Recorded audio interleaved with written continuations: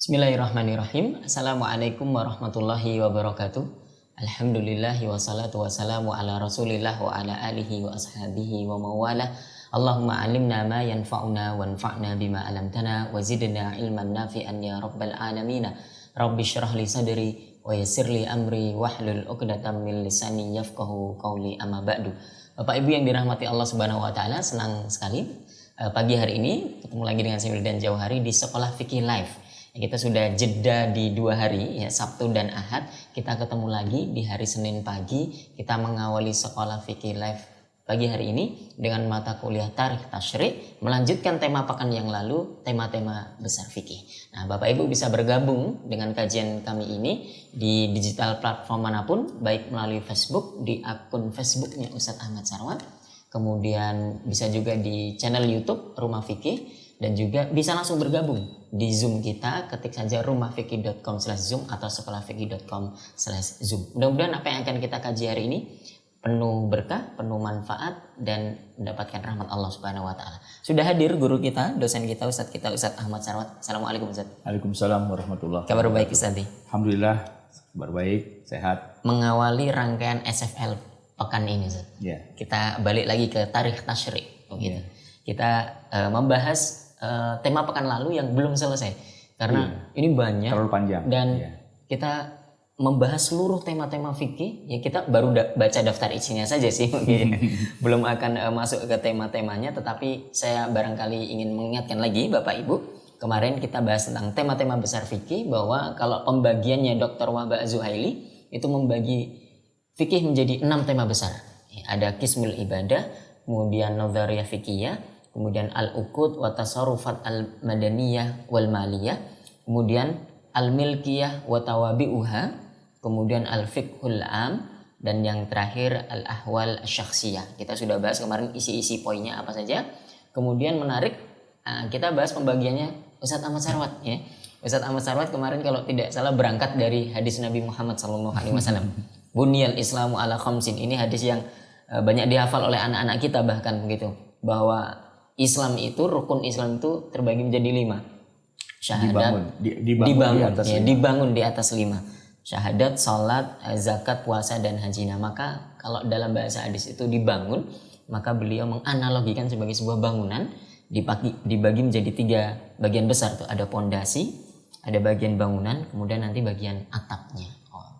Pondasi kemarin sudah kita bahas, ada fikih taharah, fikih salat, fikih zakat, fikih puasa, dan haji. Itu sebagai pondasi kuat, pondasi awal dari sebuah bangunan. 5 tema fikih ini tidak boleh tidak kuat gitu. Tidak boleh tidak kuat. Agak-agak beliwan ya. Harus kokoh gitu, harus kuat, taharah, salat, zakat, puasa, haji, karena itu bagian dari rukun Islam. Kemudian, nah kemarin kita sampai di bagian bangunannya. Belum selesai, kemarin kita baru membahas soal fikih muamalat, fikih pernikahan, fikih kuliner, dan insya Allah hari ini kita akan mulai dengan fikih pakaian, perhiasan, dan rumah. Nah, ini. Kita langsung baca saja, begitu Ustadz ya, di PDF-nya. Nah, enaknya PDF-nya langsung kita klik, langsung lari dia ke halaman yang kita inginkan. Di bagian yang keempat dari bagian bangunan dari fikih, yaitu fikih pakaian, perhiasan, dan rumah. Nabda bil qiraah, bismillah. Fikih pakaian mencakup tentang segala ketentuan Allah Subhanahu wa taala dalam hal berpakaian, mulai dari hukum, ketentuan, serta syarat-syarat berpakaian, dan jenis-jenis pakaian apa saja yang termasuk dilarang dalam agama ini. Selain itu, fikih pakaian juga mencakup tentang hukum-hukum yang terkait dengan perhiasan yang dikenakan dengan segala macam jenis dan coraknya, seperti hukum yang terkait dengan rambut, ya, misalnya tentang masalah mewarnai, mengecat, memotong, mengeriting, merebonding, dan seterusnya. Ini banyak sekali istilahnya di kalangan ibu-ibu atau emak-emak begitu ya. Kemudian masih juga ada lagi itu menyambung rambut, menumbuhkan rambut yang botak. Kemudian urusan hiasan juga terkait dengan hukum membuat tato, ya, tai lalat palsu, kerok wajah, memangkur gigi, tindik, dan lainnya begitu ya. Tai lalat palsu atau juga menghilangkan tai lalat begitu ya. Sedangkan masalah yang terkait dengan fikih rumah adalah segala hal yang terkait dengan hukum-hukum dalam penataan rumah dan perabotannya sesuai dengan hukum fikih. Ya, di antara masalah konsep rumah Islami dan pernik-perniknya seperti hukum kredit pembelian rumah yang terkadang mudah terjebak riba. Oh, ternyata sampai sedalam itu fikih itu mengatur kita ini sebagai umat Islam begitu, Ustaz. Ya kan kita bicara rumah. Biasanya kalau di tengah masyarakat kita rumah itu ya mulai dari pengadaannya kan. Apakah rumah ini kita sewa gitu, ngontrak, kos-kosan dan sebagainya, atau kita beli. Nah kalau kita beli biasanya sih tidak rumah warisan ya beli dalam arti ya kita KPR kan. KPR itu kan berarti ada fikih muamalahnya di situ ya, dan juga ada kaitan-kaitan ya dengan bagaimana mengelola dan menjalankan atau istilahnya menggunakan alat-alat rumah tangga gitu ya. Tapi yang paling penting adalah tadi itu bagaimana membelinya. Ya, kemudian juga terkait dengan masalah hiasan interior, eksterior rumah kan, apakah itu nanti ada boleh gambar bernyawa gitu ya, patung, nah gitu. Itu pokoknya hal-hal yang terkait dengan rumah dan segala perabotannya dan segala isinya gitu kan. Nah saya melakukan pendekatannya begini, setelah kita bicara tentang yang pertama kan pernikahan gitu kan. Setelah pernikahan yang pertama ekonomi dulu ya, masalah muamalat gitu kan, masalah keuangan dan sebagainya. Setelah itu bicara masalah pernikahan. Nah setelah pernikahan itu kan kita bicara tentang pangan, kuliner gitu ya. Nah setelah itu tentang rumahnya. Iya rumahnya. Jadi alur logika berpikirnya merambatnya begitu jalurnya. Ya tentu itu jalur yang saya buat gitu kan, tidak sama dengan jadi saya tidak suka mengcopy paste apa-apa yang ada dalam alurnya para ulama sebelumnya, karena kadang-kadang saya suka nggak paham ya, kok dari situ pindahnya ke situ, padahal kita kalau orang kita zaman sekarang berpikirnya nggak begitu ya, nggak pakai alur itu tapi pakai alur yang sesuai dengan logika zaman kita sekarang. Maka saya mencoba menyesuaikan dengan alur logika zaman sekarang. Walaupun isinya itu juga. Ini cuma seni membuat kerangka, seni membuat anatomi tubuh gitu ya. Itu kan bebas. Memang justru yang dibutuhkan adalah kreativitas kita dalam membuat kerangka daftar isi atau bangunan ini mau kayak apa sih istilahnya anatominya begitu ya. Ya jadi kita bicara tadi tentang rumah gitu ya. Sandang, pangan, papan. Nah, papannya itu rumah gitu. Nah, rumah itu ya segala yang terkait dengan fisik rumah, mulai dari pengadaan sampai perabotan sampai hiasan dan seterusnya. Sebenarnya nanti kaitannya juga rumah itu ada kaitannya juga dengan masalah kehidupan bertetangga dan bermasyarakat. Ya, misalnya kita punya rumah nih. Boleh nggak ya kita ngelebarin naruh mobil di luar? Ya, ini kan terkait dengan masalah hak-hak orang yang jalan depan rumah kita. Jadi beli rumah mampu tapi beli garasi nggak bisa gitu. Nah itu yang sering terjadi kan begitu ya kan.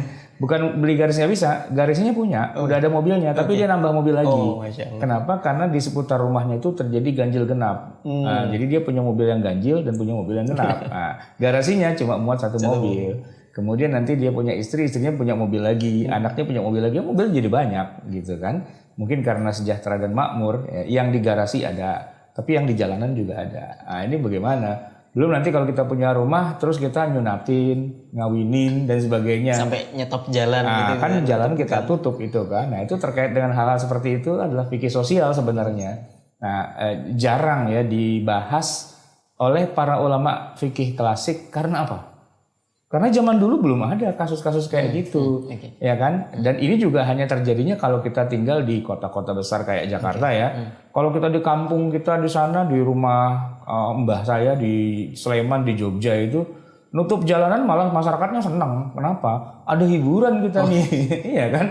Ada hajatan tuh, orang satu desa tuh seneng gitu. Dan kalau sepi-sepi aja nggak ada suara dangdutan atau nggak ada suara kower-kower pakai speaker tuh, ini hajatan saripahan gitu ya, orang meninggal gitu kan.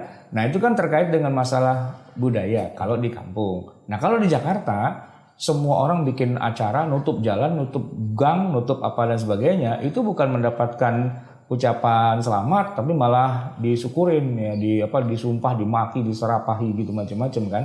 Nah fikih sosial terkait dengan rumah dan tempat tinggal kita itu lumayan menarik ya.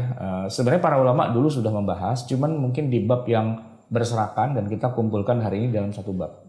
Oke, itu menarik. Satu poin yang saya catat berarti fikih kita itu senantiasa berkembang dan tidak jumut begitu saya. Betul. Karena fikih itu bicara tentang perilaku manusia, sedangkan kehidupan itu senantiasa dinamis berkembang begitu, maka fikihnya juga akan mengikuti. Bahkan nanti fikih pedesaan dengan fikih perkotaan bisa jadi beda. Bisa jadi beda. Jadi apa-apa yang di desa itu dianggap layak, lazim dan ya oke-oke aja, nggak bisa diterapkan di kota karena kehidupannya berbeda. Dan apa yang di kota dianggap lazim, di desa dianggap enggak gitu, ya kan? Contoh orang pergi haji yang gampang.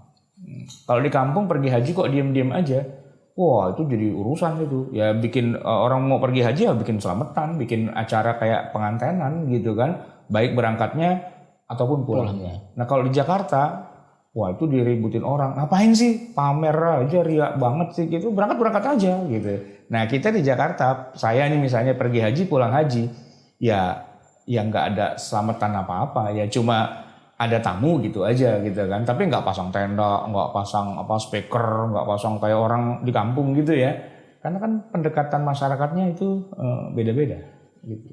Baik, itu kalau di kaidah fikihnya al-adah muhakkamah. Al-adah muhakkamah. Satu adat masyarakat itu bisa dijadikan landasan hukum gitu. Bagian pertama pakaian, kita nukilkan ini daftar isinya, pengertian. Jadi satu buku ini ada pakaian, ya, terus ada perhiasan dan ada rumah. Ya. Pengertian dan pensyariatan pakaian, kemudian pakaian menutup aurat, cadar, ya, hukum cadar di situ juga, pakaian menyerupai non muslim, menyerupai lawan jenis, termasuk bahan pakaian, bahan sutra boleh atau tidak, sombong dalam berpakaian, kemudian warna dan adab berpakaian. Oke. Kemudian perhiasan tentang emas, tato, ya, rambut, jenggot, parfum, operasi kecantikan, perenggangan gigi, mencukur bulu mata dan alis begitu. Wah ini cocok ini untuk para jamaah yang punya usaha salon begitu ya. Ini bisa dijadikan salah satu referensi begitu. Kemudian itu kalau di Dr. Wahbah Zuhail itu maksudnya dalam al-ibahat wal al-hadar wal ibahat. Ya. Yang dilarang dan yang boleh gitu kan. Nah kalau saya langsung to the point aja. Poin-poinnya apa yang memang langsung objeknya nampak secara nyata ya. Mencukur bulu dan alis itu gimana hukumnya gitu. Kemudian terkait dengan rumah ada konsep rumah dalam Islam. Kemudian bangunan rumah, perabot rumah, lukisan makhluk bernyawa, ada pajangan patung, ya, izin masuk rumah, hubungan dengan tetangga, ya tadi itu fikih sosial gitu ya. Kemudian ini memelihara anjing dalam rumah juga termasuk dalam tema fikih di bab rumah ini. Itu kalau baca fikih klasik nggak ada itu bab tentang melihara anjing dalam rumah itu nggak ada. Tapi karena masyarakat kita di perkotaan ya, apalagi mungkin di negara-negara barat gitu ya, orang lebih suka memelihara hewan di rumah daripada memelihara anak. Mereka nggak suka punya anak, tapi suka punya anjing gitu kan. Nah masyarakat kita ini banyak yang kemudian terbawa-bawa juga dengan gaya-gaya hidup semacam itu. Jadi dia punya hewan yang dia sayangi ya seperti kucing, anjing dan sebagainya, lalu dipelihara di dalam rumah. Ya tinggal di dalam rumah bersama-sama dengan majikannya. Nah itu kan bagaimana hukumnya secara pandangan syariat Islam. Itu yang keempat Ustaz. Kita pindah ke fikih sembelihan yang poin kelima. Disebut dengan istilah fikih sembelihan karena pada dasarnya terkait dengan semua hal tentang penyembelihan hewan.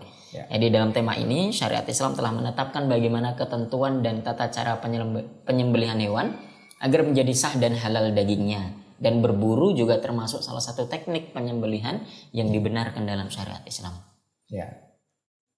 Selain untuk kebutuhan memakan daging, menyembelih hewan memang juga menjadi salah satu bagian dari ibadah ritual yang disunahkan. Ya, ada akikah, ada udhiyah atau kurban, kemudian hadyu dan juga membayar dam. Nah ini bagian sembelihan. Tadi kalau alurnya itu membangun dulu ekonomi, kemudian menikah, kemudian bangun rumah, gitu ya, kuliner, pakaian, perhiasan, kemudian rumah, ini masak-masaknya nih gitu. Iya, ini emang saya agak bingung saya mau menempatkan di mana nih bab ini, makanya juga judulnya jadi aneh ya. Sembelihan gitu. Sebenarnya kalau ini terjemahan maksa dari kitab-kitab fikihnya para ulama az-zabaih gitu. Ya emang judulnya zabaih. sembelihan, dan saya tidak menemukan istilahnya ungkapan yang lebih Indonesiawi gitu ya. Ya akhirnya ya udahlah, saya terjemahkan apa adanya. Saya mau bilang zabaih, orang takut gak paham. Gitu. Dibilang menyembelih hewan kepanjangan gitu. Ya udahlah sembelihan aja lah gitu. Cuman judulnya jadi kayak horor-horor gitu ya. Fikih apa? Fikih sembelihan gitu. Menyembelih gitu kan.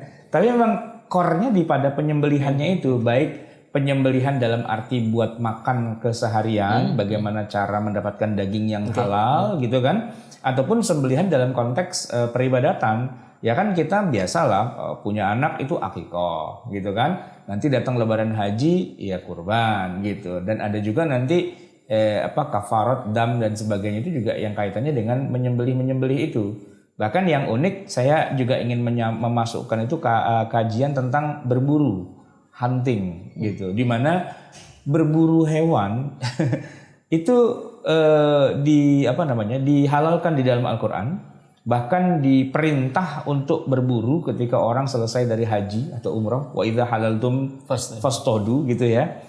Tapi kalau dilihat ternyata berburu itu nggak sama dengan menyembelih. Berburu itu nggak sama dengan menyembelih. Kalau menyembelih kan di leher. Kalau berburu di mana? Ya sekenanya. Sekenanya, kena jidatnya, kena apanya gitu kan. Nah artinya itu tidak sesuai dengan syarat-syarat penyembelihan, tidak memenuhi, tapi halal. Nah kan unik ya. Unik banget gitu loh. Berburu hewan itu kita bisa dengan pakai batu atau pakai pisau atau pakai tombak, pakai panah, apapun dan sebagainya gitu kan. Tapi hewannya mati dan lehernya tidak tersembelih. Dia matinya karena dia ketembus oleh alat yang kita lempar. Bahkan yang unik, berburu itu pakai hewan. Hewannya anjing. Anjingnya najis.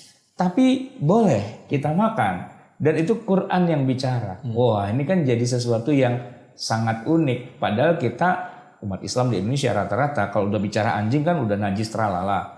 Malah anjingnya digunakan buat berburu dan hasil buruannya itu halal. Ya, fakulu mimma amsakna. Makanlah dari apa yang ditangkap oleh anjing buruanmu itu. Nah, ini kan jadi unik, dan itu bukan perkataan ulama, bukan perkataan sahabat, bukan perkataan nabi, hadis gitu, bukan, tapi itu Quran. Wah, ini kan jadi unik, makanya saya tertarik untuk memasukkan juga bab berburu di dalam masalah sembelihan. Padahal itu bukan sembelihan kan, ya berburu bukan menyembelih, tapi dia masih saudara jauhnya lah gitu, masih saudara lain ayah lain ibu gitu. Berarti nggak ada hubungan sama itu. Nggak ada hubungannya. Hubungannya yaitu bagaimana kok kita menjadi halal makan hewan. Gitu. Ini di fikih sembelihan bagian pertama ada poin Islam menyayangi hewan. Nah, ini kan mengantisipasi orang-orang yang yang tidak mau makan daging itu apa namanya? Vegetarian. Vegetarian tuh sekarang lagi booming, di mana-mana orang tidak mau makan makanan yang terbuat dari hewan. Karena boleh jadi dia punya nyawa, dia punya nama, dia punya keluarga, dia punya sanak saudara, dia punya kerabat. Kok disembelih dimakan, itu nggak punya peri kehewanan kan gitu ya. Banyak itu orang-orang yang vegetarian gitu, tidak mau. Termasuk juga ini Ustaz, ibadah kurban itu juga salah satunya yang dipermasalahkan begitu. Iya. Bagaimana bisa dalam satu ritual ibadah itu kok justru mengorbankan makhluk lain begitu kira-kira? Itu yang logika yang dibangunnya gitu. Mungkin kalau tumbuhan dan sebagainya kan nggak punya nyawa, ya nggak punya napas, dia nggak punya perasaan, dia nggak punya ekspresi wajah gitu. Tapi kalau sapi, kambing, ayam itu kan punya ekspresi wajah gitu kan.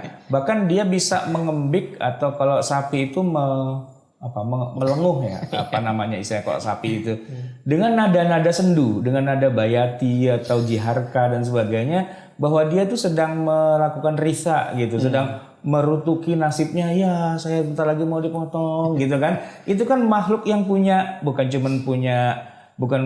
sekedar makhluk ya, tapi dia punya jiwa, dia punya rasa, dia punya kehidupan, dia punya jalan hidup dan sebagainya. Kok disembelih dan itu dianggap sebagai ibadah, menyembelih makhluk hidup gitu kan, yang punya nyawa, punya perasaan lah gitu, punya jiwa, punya saudara-saudara, punya sepupu, punya teman, punya kerabat gitu, kok disembelih dimakan. Berarti kan tuh agama nggak bener tuh ngajarin, katanya agama tuh menyayangi hewan, itu nggak menyayangi hewan begitu. Nah itu di bab bagian awal saya buka dengan Islam itu menyayangi hewan.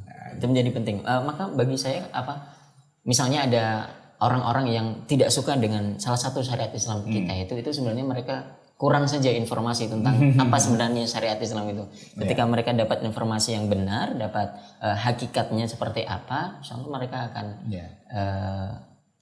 bisa menyadari dan menerima begitu. Itu bagian pertama. Bagian kedua ada penyembelihan. Ada menyembelih hewan, kemudian syarat penyembelih. Bagaimana kalau yang menyembelih itu ahli kitab? Kemudian teknik penyembelihan, gitu ya, alat penyembelihan, dan niat dan tujuan. Ini kan menariknya adalah bahwa di kita, alhamdulillah ya, berkembang gairah semangat keislaman gitu, sehingga apa-apa tuh harus serba halal, dan kemudian narasi halal tuh diekspresikan dalam bentuk label halal, gitu kan. Ya label halal itu bagus pastinya, karena tujuannya pasti melindungi umat Islam dari hal-hal yang diharamkan. Tetapi sebelum sampai kepada label halal itu kita juga harus tahu bagaimana proses penghalalan itu sendiri. Bahwa pada dasarnya semua makanan itu kan pada dasarnya halal kecuali yang Allah haramkan. Dan di antara yang diharamkan adalah bangkai. Di mana satu ekor hewan itu matinya dengan cara yang tidak sesuai dengan syariah. Nah, bagaimana biar dia bisa mati dan halal karena sesuai syariah? Itu yang saya breakdown di situ tentang apa tadi syarat pakai baca bismillah apa enggak, kemudian alatnya bagaimana, tekniknya bagaimana, kemudian yang nyembelih status agamanya tuh apakah harus Islam, apakah ahli kitab juga boleh dan sebagainya. Itu di breakdown per bab gitu karena kajiannya cukup panjang dan khilafiyahnya juga cukup banyak. Yang penting itu ada khilafiyahnya. Karena kalau dengan kita bisa melihat ada khilafiyahnya, oh berarti ini hitamnya tidak hanya hitam putih, hukumnya tidak hanya hitam putih. Ini hukumnya juga bisa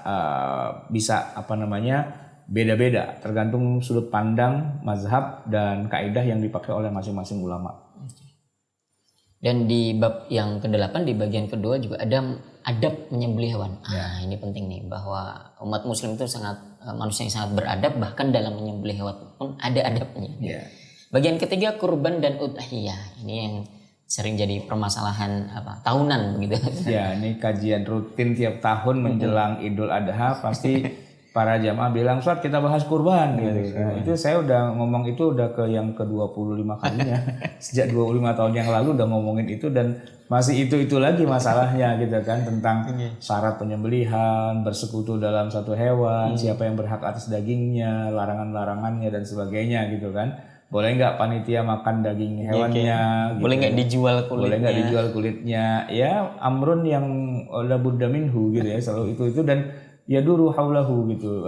Berputar-putar di seputar itu yang nggak selesai-selesai juga. Tapi ya nggak apa-apa karena memang itulah yang real yang dihadapi oleh masyarakat kita dan selalu terjadi ikhtilaf terus setiap tahunnya. Oke, termasuk juga di bagian keempat ada akikah, hukum akikah, kemudian siapa mengakikahi siapa gitu.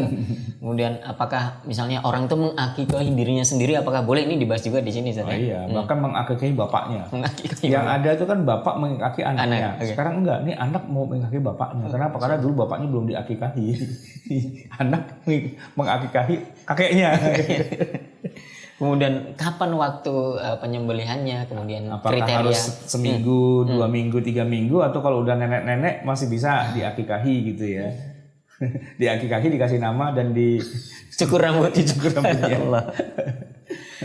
Kemudian kriteria hewan akikah dan kelahiran bayi. Nah di bagian kelima ini ada pelengkap tentang hadiyu, berburu hewan juga. Hadiyu itu menyembelih hewan dalam konteks haji. Bukan syarat haji, bukan bayar dam, tapi memang pada dasarnya dari zaman jahiliyah haji itu ke Baitullah itu dengan membawa hadiah kepada Allah. Hadiyu itu dari kata hadiah. Jadi ketika datang kita ke Masjidil Haram itu membawa hadiah apa? Hewan yang kita sembelih. Namanya hadiyu gitu kan. Dan situ ada berburu hewan, apalagi tadi itu? Berburu menggunakan hewan pemburu. Itu dia. Masuk juga kita bahas hewan-hewan yang haram dimakan. Itu di fikih sembelihan. Oke, kita masuk di fikih masjid. Nah, Fikih masjid.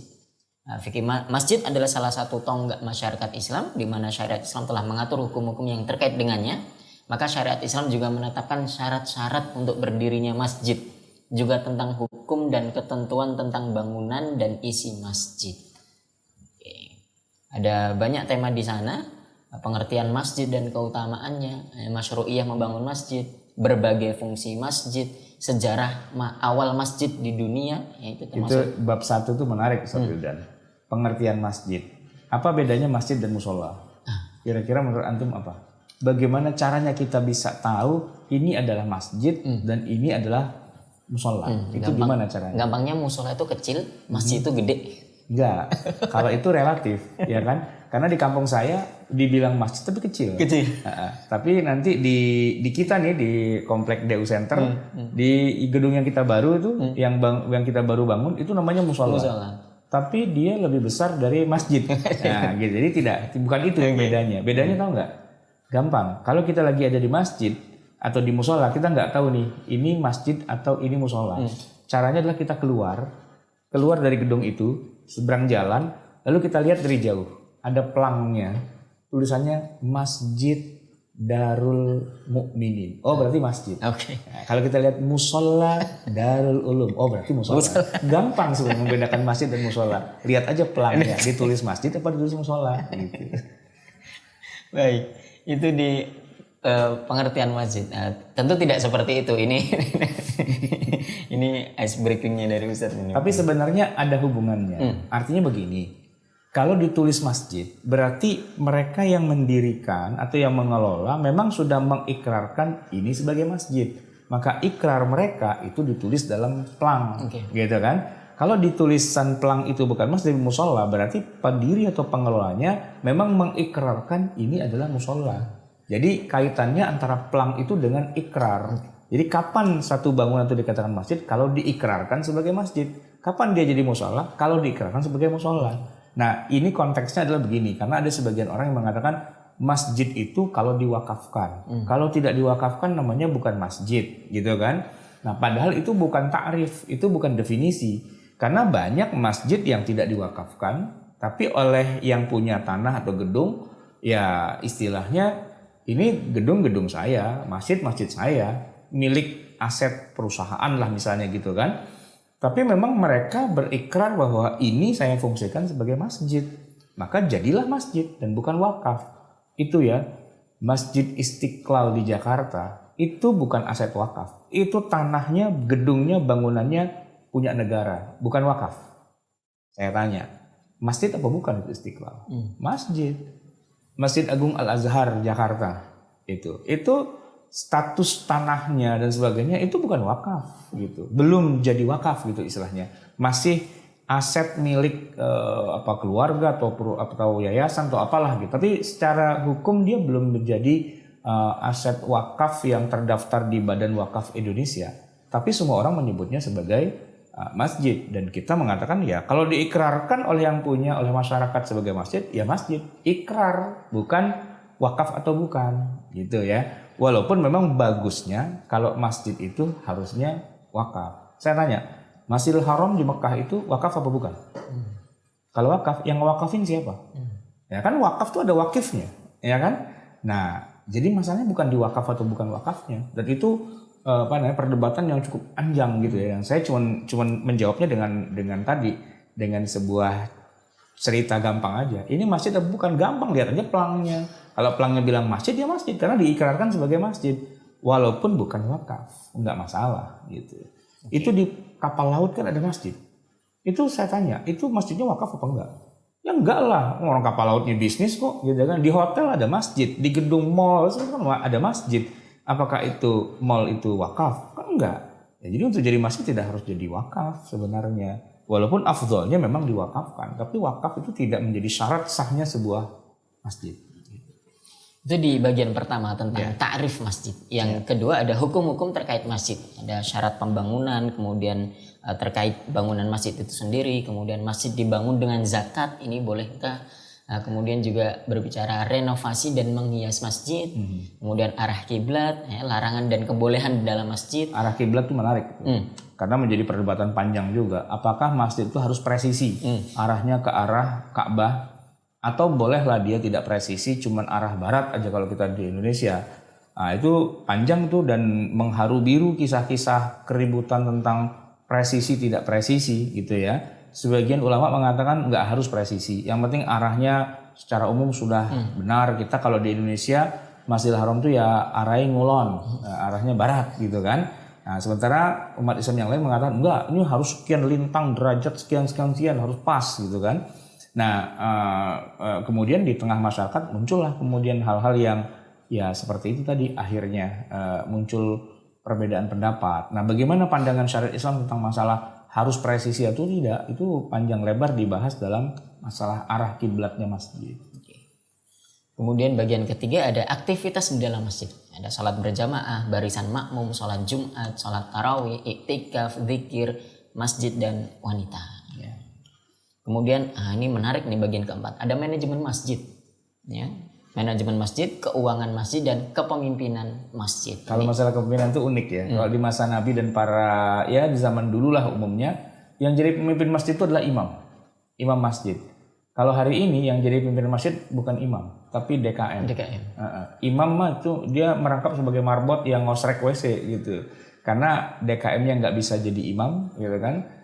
Jadi bahkan juga jarang-jarang ke masjid juga DKM, bukan masjid yang di sini, bukan masjid yang di sana di Pulau Jawa, sana lagi ada Laut Jawa, balikannya Laut Jawa itu mungkin gitu, yang kayak gitu. Jadi DKM itu pemimpin tertinggi masjid tapi jarang ke masjid dan disuruh jadi imam, beraninya cuma zuhur sama asar. Kalau udah maghrib isya subuh nggak berani karena bacanya hancur gitu kan. Nah sementara yang jadi imam rawatib itu malah bukan orang yang pemimpin yang tertingginya gitu kan. Padahal kalau kita baca dalam kitab-kitab fikih dan sebagainya, ya kalau kita apa-apa tuh urusannya sama imam gitu. Di dalam teks itu bilang ya masjid itu misalnya gini ya, boleh nggak sebuah masjid menunda waktu sholat? Ya kan, misalnya di masjid itu lagi ada kajian, ba'da maghrib, masuk isya, itu boleh nggak menunda? Boleh, asalkan atas izin imam.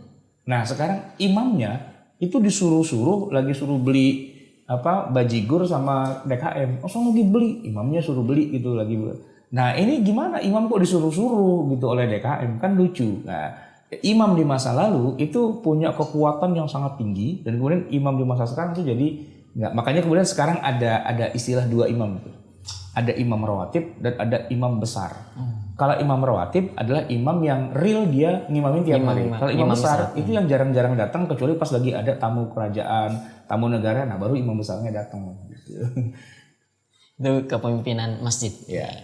Kemudian kita lanjut ke yang ketujuh, ada fikih kedokteran. Ya. Ada hukum berobat, pengobatan ala Nabi, kemudian bekam, pengobatan alternatif, ya, sejarah kedokteran umat Islam, ya, termasuk juga rukhsah syar'iyah bagi orang yang sakit dan juga adab-adab mengunjungi orang sakit. Ya. Jadi bagian nanti kedepannya nanti masih bisa ditambah nih, karena sekarang lagi zaman COVID. Betul. Ya, bagaimana Islam memandang COVID. Nah ini kan buku ditulis jauh sebelum adanya COVID-COVIDan ya. Bagaimana pandemi gitu ya. Ini kan belum kebahas gitu. Tapi beberapa poin penting dalam dunia kedokteran memang sudah saya masukkan di sini. Misalnya nih yang bagian kedua tentang hal haram ya, boleh nggak kita berobat tapi obatnya masih belum dapat sertifikat halal, ya masih yang haram lah gitu. Atau yang kedua tuh lebih penting lagi, misalnya obat mengandung alkohol atau mengandung babi, ya kan. Kemudian juga rokok itu kan juga cukup banyak diperdebatkan, termasuk juga transfusi darah. Pokoknya urusan halal haram dalam masalah dunia kedokteran, ya.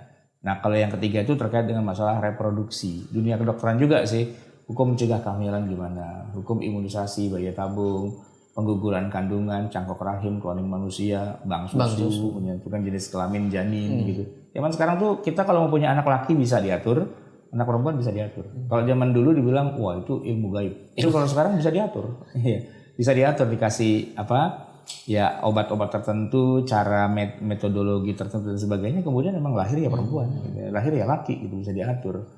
Bahkan sebelum lahir pun sudah ketahuan ini ada monasnya apa enggak gitu, ketahuan itu laki apa perempuannya. Ya sesuatu yang di zaman dulu dianggap wah itu syirik gitu karena mendahului kehendak Allah. Iya. Baik. Ada bagian keempat, mengubah ciptaan Allah. Nah, ini transplantasi organ, kemudian operasi kecantikan, ya, operasi ganti kelamin, kemudian selaput darah, operasi kornea, tanam rambut, ya termasuk juga khitan. Itu Khitan dibahas sih di sebenarnya bagian bukan keempat. merubah ya, tapi kadang-kadang begini, ada orang khitan itu katanya untuk mencegah biar nggak ada najisnya gitu kan. Nah gimana kalau dia nggak khitan tapi najisnya setiap hari dibersihin gitu misalnya ya kan. Atau ada orang khitan tapi gagal gitu. Jadi khitannya gagal, khitan ulang gitu. Baik. Di bagian kelima ada etika kedokteran. Ya. Ya, antara dokter pasien itu Lain lain jenis. ya. Itu kan bermasalah itu kan. Dokternya laki, pasiennya perempuan. Pasiennya adalah wanita ibu-ibu yang lagi hamil yang mau melahirkan. Dokter ahli kandungannya laki-laki. Iya. Nah itu ribet itu urusannya gitu kan. Jadi kayak istri saya itu ketika sejak awal memeriksakan kandungan sudah ke dokter kandungan yang perempuan. Iya sih, tapi di tengah jalan tiba-tiba harus sesar. Nah untuk sesar tidak bisa hanya satu dokter, harus 3 dokter. Pertama dokter kandungan sendiri perempuan memang, tapi yang kedua itu bermasalah, dokter anestesi. Dokter anestesi ini yang nanti akan menyuntik si ibu yang mau melahirkan itu biar dia bisa dibelah perutnya tapi dia nggak berasa apa-apa. Itu dokter anestesi. Nah dokter anestesinya laki-laki, gitu kan. Sama satu lagi dokter anak. Gitu. Nah, dokter anak mungkin nggak langsung ibunya nggak langsung diurus. Dia ngurus begitu anaknya udah dikeluarin, nah itu dia langsung sambut itu dokter anak. Jadi melibatkan 3 jenis profesi dokter spesialis yang beda-beda begitu. Nah itu beda jenis kelamin tuh gimana? Boleh nggak suster memandikan pasien bapak-bapak yang udah duda 3 tahun gitu, udah kebelet pengen nikah, dimandiin sama suster, itu gimana jadinya urusannya? Termasuk juga hukum bedah mayat. Ya, ini sebagaimana yang kita tahu ini manusia itu kan dimuliakan Allah Subhanahu Wa Taala. Walaqad karramna bani Adam. Bahkan ada hadis yang menyebut mematahkan tulang mayat itu sama juga mematahkan tulangnya waktu dia hidup. Nah, kemudian sementara para mahasiswa kedokteran itu nggak bisa praktek tuh hanya pakai kodok atau pakai babi atau pakai monyet. Ya dia harus betul-betul jasad manusia. Orang nanti yang akan diatasi juga manusia juga. Dan nggak mungkin orang yang masih hidup kan, masa dibedah-bedah orangnya masih hidup. Ya cari jenazah gitu. Nah itu mereka harus mendapatkan jenazah yang siap diodol-odol itu gimana ya. Jenazah manusia diudak-udak gitu dijadikan bahan percobaan. Itu hukumnya boleh apa enggak. Tapi kalau nggak dengan cara begitu, mahasiswa nggak mengerti anatomi tubuh manusia secara real gitu kan. Mereka butuh istilahnya kadaver ya kalau nggak salah ya. Jadi mereka harus beli mayat, beli mayat yang nggak ada yang ributin gitu, nggak ada keluarganya, nggak ada siapa itu dibeli gitu, kemudian ya dibedah, dipereteli satu-satu tuh organ tubuhnya untuk media pembelajaran. Karena nggak mungkin pakai alat peraga saja. Kalau alat peraga mah anak SMA juga udah belajar di biologi itu kita udah belajar. Tapi itu kan alat peraga pakai gipsum, pakai apa? Ini kita dokter ya harus real gitu kan. Mayatnya kalau bisa yang masih anget gitu, yang baru fresh from the open gitu, bukan yang udah dibeku. Tapi yang dibeku juga nggak apa-apa. Jadi yang udah beku itu kemudian dibedah-bedah itu, dipereteli satu-satu untuk misalnya untuk mendapatkan visum et repertum gitu ya, untuk bisa mengetahui ini matinya karena apa dan sebagainya. Itu kan mayat yang seharusnya dihormati malah diprotoli gitu. Itu gimana hukumnya? Nah, dibahas di situ insya Allah. Ya. Kemudian ada eutanasia. Eutanasia. Apa ini Ustaz? Eutanasia. Iya ini kalau dalam bahasa Arab itu qatrur ra'fah. Membunuh dengan cara yang sangat ramah. Karena ini orang pasien ini udah nggak bisa diobati. Ya pokoknya akan mati juga. Nah ini boleh nggak ya? Udahlah kalau gitu dicekek aja gitu. Atau misalnya dikasih dosis obat yang melebihi dari kemampuannya sehingga dia mati juga pada akhirnya karena melihat dia menderita begitu kasihan. Akhirnya udahlah dipercepat, dikasih overdosis OD gitu ya. Atau itu eutanasia yang sifatnya aktif itu memang dari dokternya atau dari keluarganya meminta ya udahlah kasihan dia begitu, matiin aja deh gitu, matiin. Ada yang begitu. Tapi juga ada eutanasia yang sifatnya pasif. Pasif itu artinya apa? semua alat penopang kehidupan itu dilepas. Karena dia bernafasnya sudah pakai paru-paru buatan, ya kan? Semuanya itu semua mesin yang menjalankan. Dia bertahan hidup karena ada mesin atau robot yang membuat dia hidup. Begitu selang dilepas, kabel dicabut, semua colokan dicabut, cek dia mati dia. Nah, ketika melakukan itu semua, apakah itu dianggap sebagai membunuh? Atau yang tadi yang memberi overdosis kayak gitu, apakah itu membunuh? Sebenarnya sih di dalam etika kedokteran tuh dibahas itu dalam malpraktek apa semua itu dibahas gitu. Tapi bagaimana kemudian syariat Islam memandang hal-hal seperti itu? Apakah sama atau berbeda? Gitu. Euthanasia. Baik, itu yang bagian ke-7, fikih kedokteran. Kita lompat lagi ke 8, fikih seni, olahraga dan hiburan. Oke, ada 3 poin ini sebenarnya, seni, olahraga dan hiburan. Di bagian pertama kita bahas tentang seni, ada hiburan, seni musik, lagu, hukum lagu begitu ya. Hukum lukisan, seni patung, seni kaligrafi, fotografi, seni peran. Ini masuk semuanya di bagian pertama tentang seni. Kemudian permainan, ada olahraga, main catur. Benar nggak main catur itu haram begitu? Kemudian tinju, berenang, sepak bola. Kemudian hiburan, televisi, film, memancing ikan dan berburu. Juga termasuk hobi memelihara hewan. Bagaimana seluruh hukum-hukumnya dan pernak-perniknya dibahas di yang ke-8 itu, fikih seni, hiburan dan olahraga. Ke-9, fikih mawaris, ini tidak asing lagi di telinga kita, bahkan kita juga sempat beberapa kali membuka pelatihan waris. Jadi Bapak Ibu yang belum kesempatan ini ikut pelatihan waris dengan Rumah Fikih Indonesia, silakan nanti ikuti terus informasinya, kita akan buka lagi ya. Kalau permintaannya sih sudah banyak sekali Ustaz. Kira-kira ayo kapan buka lagi pelatihan waris, kapan buka lagi pelatihan waris begitu. Ayo aja ya. Ayo aja kita mah. Ya, jadi insya Allah jadwalnya akan kita rapikan dulu dan seluruh pernak-pernik kebutuhannya kita rapikan supaya nanti bisa nyaman untuk kita membuat pelatihan waris lagi. Kita sudah 2 kali buat pelatihan waris via Zoom. Ketiga insya Allah. Tidak perlu kita bahas, ini sudah ma'ruf insya Allah. Kemudian nah, kita masuk ke bagian yang ketiga. Jadi bagian pondasi selesai, bagian bangunan selesai, kita masuk ke fikih yang menjadi bagian atap atau pelindung. Ya, ada apa saja begitu. Ibarat bangunan, kalau baru ada pondasi dan bangunan tanpa adanya atap, maka bangunan itu menjadi kurang sempurna. Ya. Sebab tarik matahari dan hujan serta udara yang panas atau dingin pasti dengan mudah dapat menerobos masuk. Untuk itu bangunan yang sempurna adalah bangunan yang mempunyai atap sebagai pelindung. Dan yang menjadi pelindung bangunan Islam adalah jinayat, jihad, dan negara.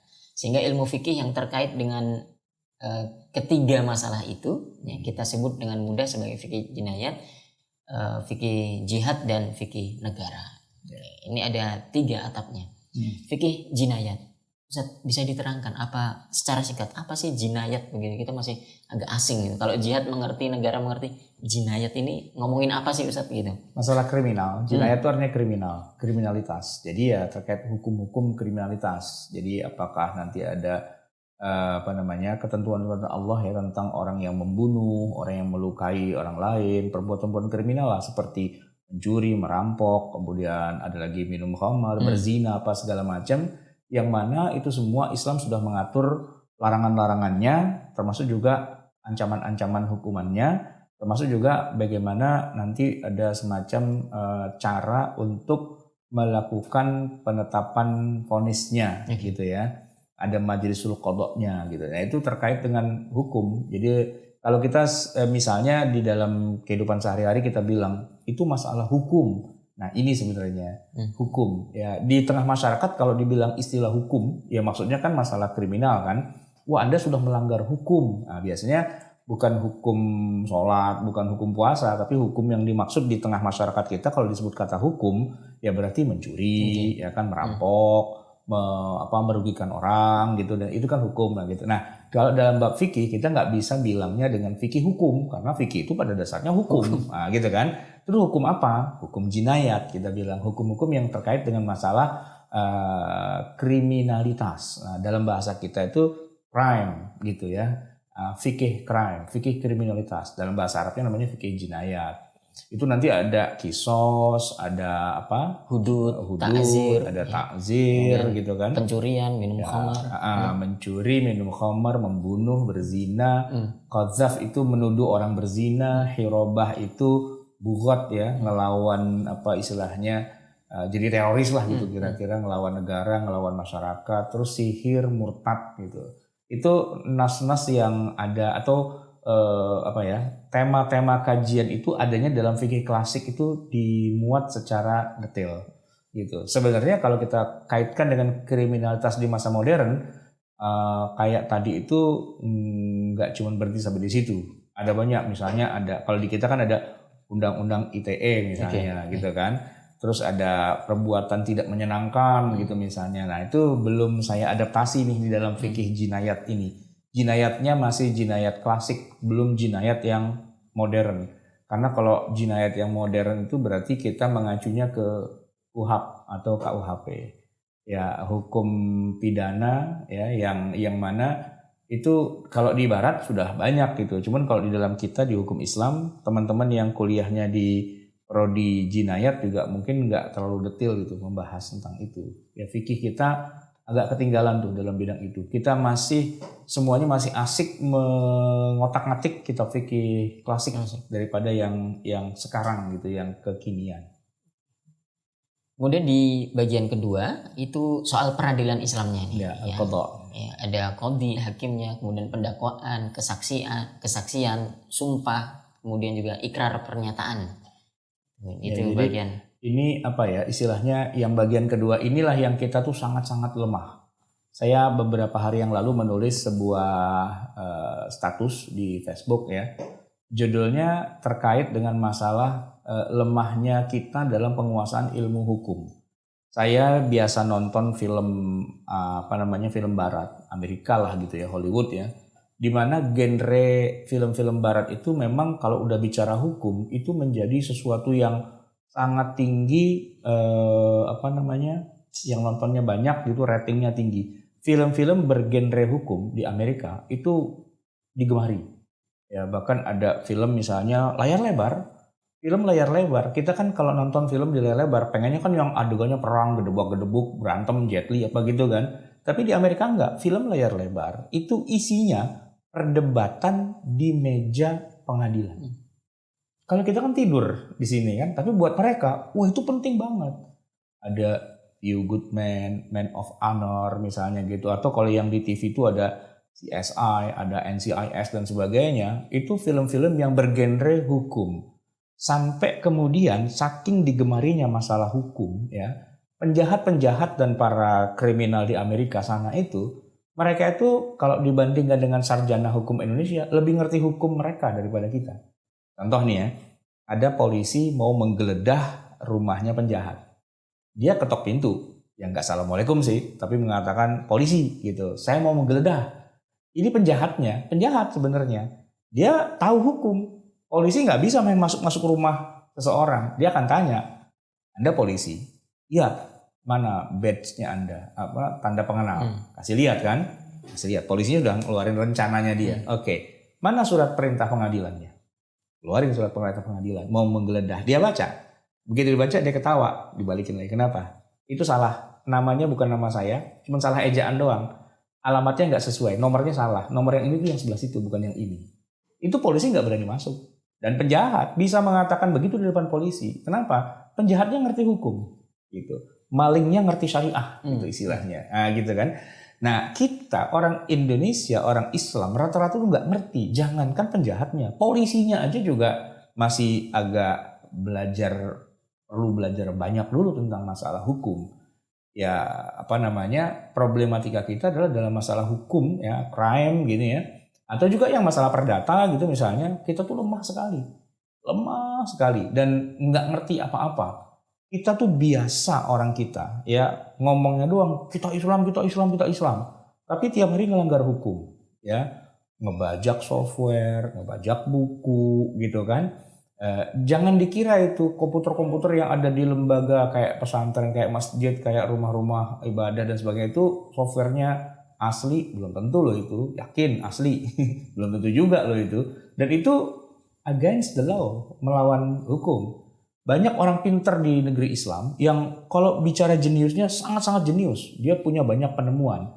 Tapi dia nggak tahu bagaimana cara mematenkan penemuannya. Sehingga akhirnya begitu dia nggak punya paten, orang lain yang mematenkan dia bingung. Ya kan? Seperti hak cipta, ya kan, copyright gitu. Orang kita tuh main bajak-bajak aja, main download aja, nggak tahu ya, nonton film bajakan, baca kitab bajakan, semua bajakan. Sesuatu yang against the law semuanya gitu. Dan itu karena kesadaran hukum di kita tuh sangat rendah. Pendidikan hukum tuh sangat rendah. Nah, bisa dilihat dari kalau genre sinetron atau genre film-film yang beredar di kita, itu rata-rata tidak ada yang bergenre tentang law gitu. Nah, lemahnya penguasaan hukum di kita artinya itu sama dengan berbanding lurus dengan lemahnya law enforcement di kita, lemahnya penegakan hukum. Aparat hukumnya sendiri malah jadi guru untuk melanggar hukum, kan begitu ya. Jadi di Indonesia ya saya boleh bilang salah satu kelemahan kita adalah bahwa kita tidak pernah belajar hukum. Padahal fikih itu adalah hukum. Di masa lalu orang itu penjahat tuh ngerti fikih. Jadi kalau dia mau nyolong mobil di rumah orang, itu dia nggak sendirian. Biar jangan sampai dia dipotong tangannya gara-gara mencuri mobil, dia berdua. Yang satu ngedobrak pintu garasi dan pintu rumah, ngejebol kunci mobilnya, lalu mobilnya didorong keluar halaman sampai depan rumah. Setelah itu dia nggak bawa pulang, dia tinggal. Nah baru temennya datang lihat mobil nih nganggur di depan rumah orang, telek-telekan, nggak ada yang punya, siapa nih, dibawa pulang. Nah itu dua-duanya aman, tidak terkena hukum potong tangan karena dua-duanya walaupun maling tapi dia maling ngerti syariah gitu. Itu kira-kira gambaran anekdotnya kayak gitu ya kan. Maling nih mau ngerampok dari Jakarta naik mobil ke mana, ke Bandung. Nah, mereka berhenti istirahat makan di rest area. Bilang kita sholat dulu yuk, boleh jamak nggak? Nggak boleh kan, kita maling. Maling nggak boleh jamak gitu. Jadi malingnya ngerti syariah dia. Nah di kita jangankan maling, ulamanya aja nggak ngerti syariah gitu. Nah, itu masalahnya. Problematika kita terbesar tuh di situ. Kita nggak tahu detail-detail hukum, kita nggak bisa bedakan mana KUHP, mana KUHAP, mana hukum pidana, perdata dan sebagainya itu blank di kita, nggak tahu. Pokoknya demo gitu aja udah. Nggak tahu ini yang lagi diributin apanya sih gitu, pasal yang mana, nggak tahu pasal kita, nggak tahu undang-undang gitu, nggak tahu bahwa kita tuh ternyata nggak punya undang-undang loh gitu, nggak tahu gitu. Ya taunya hukum Islam ya Quran gitu aja, padahal ya enggak. Ya hukum Quran sumber, tapi kanunnya mana, kita nggak punya kanun gitu. Jadi ya terjadilah apa yang dikhawatirkan selama ini, umat Islam hidup tanpa hukum. Bayangkan umat terbaik, generasi terbaik yang katanya dibanggakan oleh Rasulullah, hidupnya nggak pakai law, nggak ada hukumnya, hukum rimba, hukumnya ya terserah gua mau begini ya begini, maunya begitu ya begitu. Itu lemah banget kita di situ. Baik, jadi yang menjadi masalah bukan konsep Islam tentang qada atau peradilan Islam, tapi pemahaman kita yang lemah terhadap itu. Kalau berdasarkan pemahaman lemah, aplikasinya juga akan kurang. Dan qada kita hari ini tuh qada masa lalu. Ya, hukum peradilan yang kita pelajari di dalam kitab-kitab fikih itu peradilan masa lalu yang tidak bisa diimplementasikan di hari ini. Itu jadi kita kalau belajar hukum Islam ya, itu cuma belajar sejarah. Sejarahnya dulu begitu. Sekarang nggak ada realnya begitu. Kayak orang belajar tentang arkeologi. Ya arkeologi bicara tentang kehidupan fosil-fosil masa lalu, sekarang tuh nggak ada aplikasinya gitu kan. Nah belajar hukum Islam hari ini tuh kayak belajar sejarah doang. Implementasinya nggak ada. Karena apa? Karena masyarakat kita tidak mengimplementasikan hukum-hukum Islam dalam kehidupan keseharian. Malah yang diributin bikin khilafah, bikin negara. Padahal bukan. Yang dibutuhkan adalah bikin undang-undang. Ya kan umat Islam, orang DPR-nya orang Islam semua. Pejabatnya, presiden semua itu kan yang bikin undang-undang kan orang Islam semua. Tapi mana produk undang-undang Islam itu nggak ada. Nggak muncul gitu. Undang-undang wakaf, undang-undang zakat ada, pernikahan ada, tapi undang waris nggak ada. Gitu. Undang-undang bagaimana mengatur nih semua yang terkait dengan kehidupan bermasyarakat itu nggak muncul sebagai undang-undang yang Islam gitu. Tapi kalau perda gitu-gitu ada. Tapi siapa sih yang ngerti perda hari ini? Nggak, ya cuman lawyer aja yang tahu gitu. Kita kebanyakan adalah awam dalam bidang itu. Oke. Bagian ketiga ada eksistensi hukum Islam. Ya. Tuduhan dan jawaban, kemudian keunggulan hukum Islam, kedudukan hukum Islam, ya. Termasuk juga keruntuhan hukum Islam. Ini maksudnya bagaimana, Ustaz? Jadi begini, hari ini ya umat Islam sendiri banyak yang terprovokasi untuk membenci hukum Islam. Ya termasuk para aktivis dan para dai itu banyak yang kemudian merasa pesimis. Udahlah, kita nggak usah teriak-teriak hukum Islam gitu. Kenapa? Karena dalam pandangan mereka hukum Islam itu adalah potong tangan, hukum Islam itu adalah rajam, hukum Islam itu adalah gantung gitu-gitu kan. Yang tergambar di kepala mereka kalau bicara hukum Islam itu adalah hal-hal yang horor-horor kayak gitu. Padahal kan enggak. Padahal adalah ketika kita bikin hajatan dan kemudian kita pasang tenda nutupin jalan, itu hukum Islam gitu. Sayangnya itu cuma ada di dalam ayat dan dalam hadis, tidak berubah menjadi sebuah kanun yang kita sahkan bersama gitu loh. Dan dalam begitu-begitu kita rata-rata awam, nggak ngerti, dan kemudian kita abai dengan itu semua. Karena hukum Islam yang kita sering persepsikan itu hanya hukum Islam yang kayak di Saudi itu, yang pezina dirajam, dilemparin batu sampai mati, berhenti sampai di wilayah itu. Nah, sehingga akhirnya karena kita menganggap bahwa hukum Islam hanya sebatas orang dilemparin batu sampai mati, maka kebanyakan kita adalah nggak usah lah ngomongin hukum Islam, berat itu kajiannya, serem apa dan sebagainya gitu. Karena apa? Karena dia sudah melokalisir hukum Islam hanya berhenti sampai di situ. Padahal enggak. Seharusnya kalau kita bicara hukum Islam itu hukum yang terkait dengan kehidupan kita sehari-hari. Yang mana harus itu menjadi law, menjadi hukum positif yang berlaku di tengah kita, yang harus dipelajari, diketahui oleh seluruh lapisan umat Islam. Ada khutbah Jumat, bahas itu. Ada sekolah, bahas itu. Ada pengajian, bahas itu. Biar masyarakat kita tuh melek hukum. Masyarakat itu nggak melek hukum. Ya, bahkan penegak hukumnya, aparat hukumnya itu juga nggak melek hukum. Dan mereka malah jadi contoh buruk dalam penerapan hukum itu sendiri. Nah, sementara di sisi yang lain hukum Islam itu diasosiasikan sebagai tadi merajam gitu aja, padahal bukan itu harusnya yang diajarkan gitu. Itu tentang fikih peradilan tadi itu, atau fikih jinayat. Ya. Kemudian kita masuk di atap yang kedua, ada fikih jihad. Di bagian pertama ada dasar-dasar jihad, ya, pengertian jihad, keutamaannya, pensyariatannya, ayat-ayat jihad, dan juga pembiayaan jihad. Ya, larangan dalam jihad, yang haram dibunuh ketika kita berjihad, kemudian soal mati syahid. Itu di bagian pertama. Bagian kedua ada jihadnya Rasulullah SAW, dan bagian ketiga ada pasca jihad, yang berakhirnya perang, kemudian harta rampasan perang, kemudian tawanan perang itu diapakan, bagaimana bermuamalah dengan mereka, itu dibahas di bagian ketiga. Kemudian bagian keempat jihad era modern, ya, pro kontra jihad. Ya, perang yang manusiawi, operasi jihad, jihad dan terorisme, termasuk juga pertanyaan penting, masih adakah jihad hari ini, begitu. Kemudian dana zakat untuk jihad fisabilillah, itu bagaimana implementasinya juga dibahas di sini. Dan atap yang ketiga ada fikih negara. Ya. Bagian pertama ini soal syariat Islam dan negara, rukun negara, karakteristik negara, ahlul halli wal aqdi atau ahlul hilli wal aqdi. Kemudian ada baiat, kepala negara, termasuk juga baitul mal dan qadhi sebagai salah satu unsur dari negara begitu.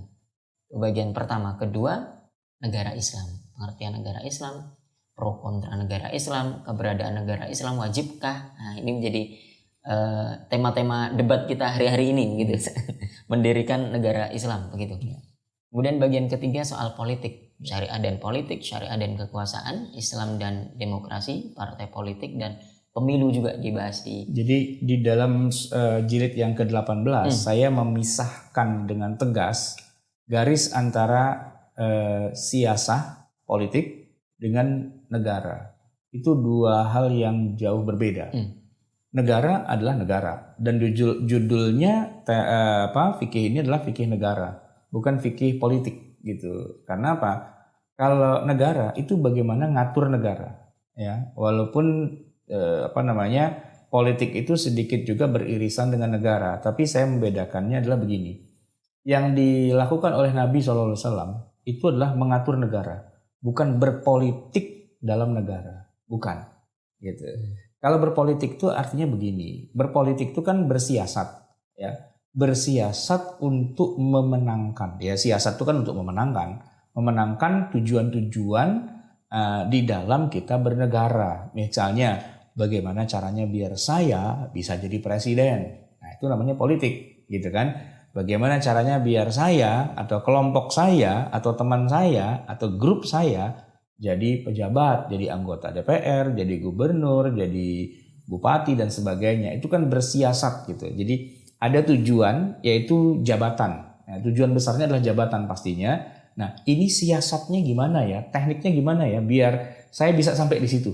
Nah, itu namanya berpolitik atau bersiasat. Nah, kalau bernegara tujuannya adalah bagaimana biar masyarakatnya sejahtera, teratur, mendapatkan hak-haknya dan sebagainya. Nah, itu ngatur negara. Walaupun kadang-kadang mengatur negara dengan berpolitik sering dianggap sama, padahal tidak gitu. Makanya kalau dalam kitab-kitab fikih kita jarang menemukan bab tuh babus siasah, itu jarang. Yang memperkenalkan siasat itu adalah Ibnu Taimiyah. Ibnu Taimiyah tuh beliau punya wa'yu siyasi atau siasah syar'iyah dan sebagainya gitu ya. Kata siasat atau politik itu yaitu tadinya bersiasat gitu. Jadi bagaimana mengalahkan orang lain gitu dengan siasat-siasat tertentu gitu loh. Nah, Nabi bersiasat berpolitik itu iya, tapi bersiasat atau berpolitiknya tidak kepada sesama kaumnya. Nabi itu tidak punya oposisi di kalangan umat Islam. Nggak ada oposisi. Pemerintahan Rasulullah, pemerintahan Abu Bakar, Umar, Utsman, Ali itu tidak ada oposisi dari kalangan umat Islam. Nah, tapi kalau dibilang punya lawan, iya, tapi dari kalangan orang kafir gitu. Dan kemudian siasatnya Nabi adalah bagaimana menjadikan orang kafir itu bukan bagaimana orang kafir bisa diusir, bisa dibunuh, bisa dibuang, bisa disingkirkan, malah enggak. Tapi bagaimana biar orang kafir itu bisa juga hidup berdampingan dengan sesama umat Islam. Itu siasahnya Rasulullah tuh kayak gitu. Tapi siasah yang digunakan oleh orang sekarang hari ini justru untuk mensiasati orang kafir biar tergerus dia dari pemerintahan, terusir dia dari negara kita, dipasung hak-hak dan sebagainya. Jadi mengurii bahasa Solo bagian selatan itu mungkin mengurii gitu, mencurangi lawan-lawan politiknya kan gitu ya. Nah, yang kita bahas dalam ilmu fikih itu bukan bagaimana cara mencurangi orang-orang itu, bukan trik bagaimana biar kita menang dengan cara apapun, bukan Machiavelli gitu ya. Tapi bagaimana agar Islam yang rahmatan lil alamin itu bisa secara real memang menjadi rumah bagi semua orang.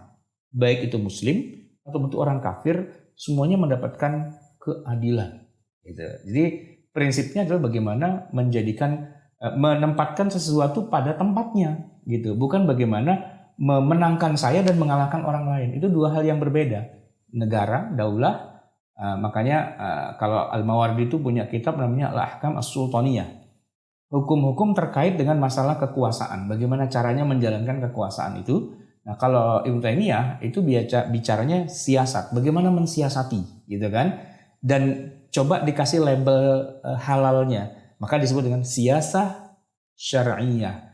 Bersiasat walaupun itu dibenarkan dalam Islam. Karena dasarnya innamal harbu khud'ah. Perang itu adalah tipu daya, bersiasat, main licik-licikan, main curang-curangan, main uri-urian gitu kan. Tapi curangnya itu biar jadi halal, itu gimana? Itu yang dibicarakan oleh Ibnu Taimiyah. Nah, dalam ilmu fikih bukan itu, bukan bagian mencurangi lawan gitu. Enggak, justru teman lawan semua, yuk kita duduk bareng, Islam tuh indah loh. Begitu sebenarnya. Maka yang diatur bukan bersiasat, bernegara sesuai dengan konsep Islam bahwa Islam itu adalah rahmatan lil alamin. Gitu. Baik, itu jilid yang ke-18. Ya. Jadi kita sudah selesai nih pembagian fikih di Sekolah Fikih Kehidupan karya Ustaz Ahmad Sarwat, jilid Muqaddimah sampai 18 itu ada pondasi, bangunan dan atap. Ya. Nah, kalau kita lanjutkan di buku PDF-nya ini Ustaz, ada pembagian prodi syariah di UIN. Gitu. Ya.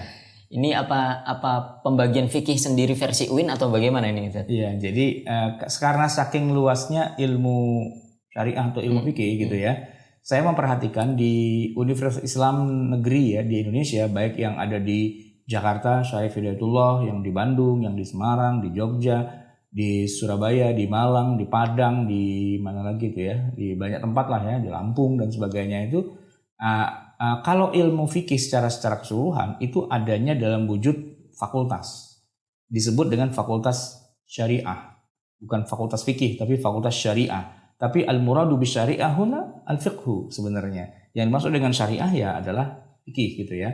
Nah, kalau dulu fakultas itu di dalamnya lagi nanti ada subnya namanya jurusan atau konsentrasi. Ada jurusan, ada konsentrasi. Tapi kalau di zaman sekarang istilahnya menjadi prodi. Program D-nya itu apa? program studi. Nah, gitu. Jadi program studi. Jadi ada ya pokoknya di bawah sebuah fakultas itu ada prodi gitu. Nah, saya lihat ya cuman berdasarkan pengamatan sekilas aja ya. Kalau di UIN Syarif Hidayatullah Jakarta itu prodinya Fakultas Syariah tuh yang pertama tadi apa? Perbandingan mazhab. Coba ditampilkan. Ada perbandingan mazhab. Kemudian ada hukum keluarga Islam, ahwalus syakhsiyah. Kemudian ada tata hukum negara, siasah. Nah, ini unik tuh. Tata hukum negara tapi dalam kurungnya siasah. Padahal itu kalau menurut saya nggak tepat. Jangan siasah, daulah gitu aja atau sultaniyah gitu ya. Nah, karena kalau siasah itu politik artinya. Nah, tata hukum negara bukan tata hukum politik gitu ya. Tapi nggak apa-apa lah. Nanti kita silakan berdebat gitu ya. Kemudian ada lagi jinayah, hukum pidana Islam. Kemudian ada HES, hukum ekonomi syariah atau muamalah. Dan terakhir ada ilmu hukum. Berarti ada 6 prodi itu ya. Kalau versi UIN Syarif Hidayatullah. Kalau versi UIN Jogja Kalijaga itu ada ahwal syakhsiyah, perbandingan mazhab, kemudian siasah dalam atau garis miring hukum ketatanegaraan Islam. Ini lebih bagus nih istilahnya.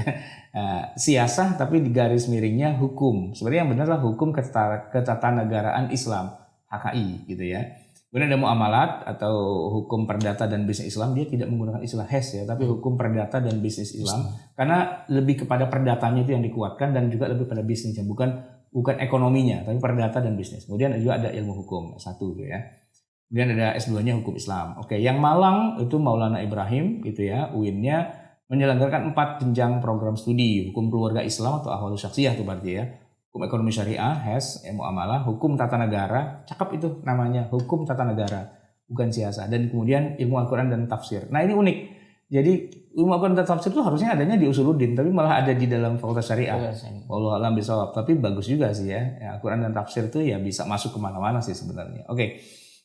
Fakultas Syariah UIN Sunan Gunung Jati Bandung itu punya 6 prodi, ada ahwalus syakhsiyah, muamalah, siasah, ya hukum tata negara dalam kurung siasat ya.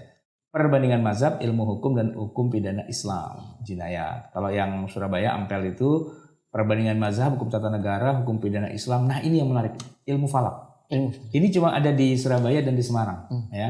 Ilmu falak. Ini nggak ada di UIN-UIN yang lain. Bahkan kita di Lipia pun nggak belajar nih ilmu falak ya. Terus kemudian ada hukum ekonomi syariah, hukum keluarga Islam. Nah, yang ada ilmu falak itu yang UIN Solo ya. Sorry, Semarang. Wali Songo ya. Hukum keluarga Islam, hukum pidana Islam, hukum ekonomi Islam, ilmu falak dan ilmu hukum. Ada 5 dia prodinya. Bang Bonjol Padang itu hukum keluarga Islam, perbandingan mazhab, hukum tata negara Islam. Cakep itu namanya, hukum tata negara Islam. Dan nomor 4 hukum ekonomi syariah. HES. Makassar ya, Sultan Hasanuddin, Banten ya. Banten itu punya 3 ya, hukum keluarga, ahwalus syakhsiyah, hukum tata negara Islam siasah, hukum ekonomi syariah, muamalah. Oke. Kemudian UIN Sumatera Utara itu punya beberapa prodi ya. Ahwalus syakhsiyah, hukum ekonomi syariah, perbandingan mazhab, hukum tata negara, hukum pidana Islam. Oke. Kemudian masih ada hukum dan magister ya. Magisternya ahwalus syakhsiyah. Oke. UIN Antasari Banjarmasin, Kalimantan itu ya. Hukum keluarga Islam. Hukum keluarga Islam, perbandingan mazhab, hukum tata negara, hukum ekonomi syariah. Oke. Baik, ini menjadi akhir dari bagian kedua kita ini membahas tema-tema besar fikih.